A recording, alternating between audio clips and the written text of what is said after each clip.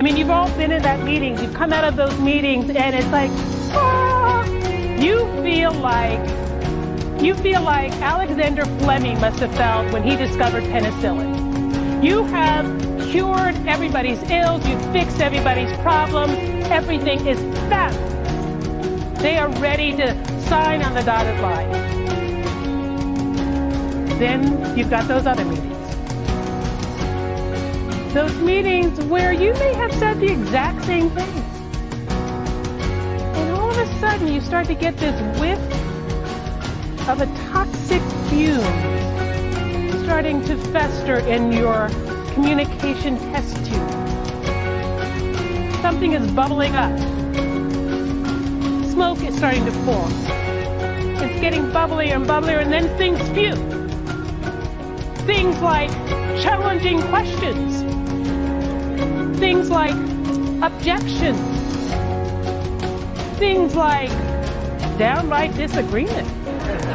And then sometimes you get this closed mouth, I can't wait till this meeting is over look.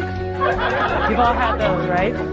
I've been here 7 of the 8 years, and your opening presentation was by far the best opening, chock full of important life learnings and experiences and things for us to take away and do something with it. So thank you for that.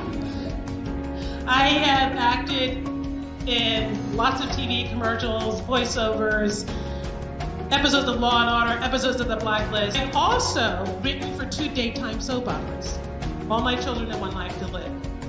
Now, when I started thinking about communication, I started looking at those 2 sources of my life journey, and I realized that we all have different styles. So I created actor types. In my book, Standing Ovation Presentations, there is a whole section on the 9 different actor types. I'm not going to go over all 9 today. I'm just going to share the top 4. I have made it my mission to help leaders create and sustain healthy communication cultures so organizations like yours can get the best out of your best. So what happened? Something that you said or did? Something that you didn't do or didn't say? Something that your listener had for lunch? But somehow, that listener's brain has started to flood with that toxic stress hormone. That stress hormone is bubbling up in your communication test tube and is threatening to derail that meeting. So what do?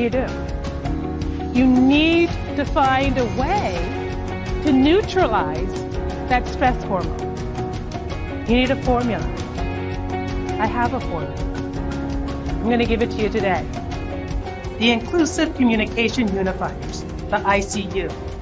Because yeah, leadership communication needs intensive care.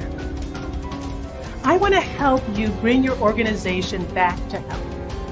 My ICU framework identifies 6 common psychological needs.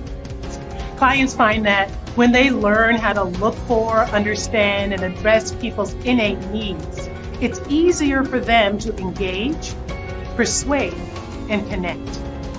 Using the ICU framework helps your leaders lead and your talent feel seen, heard, and valued.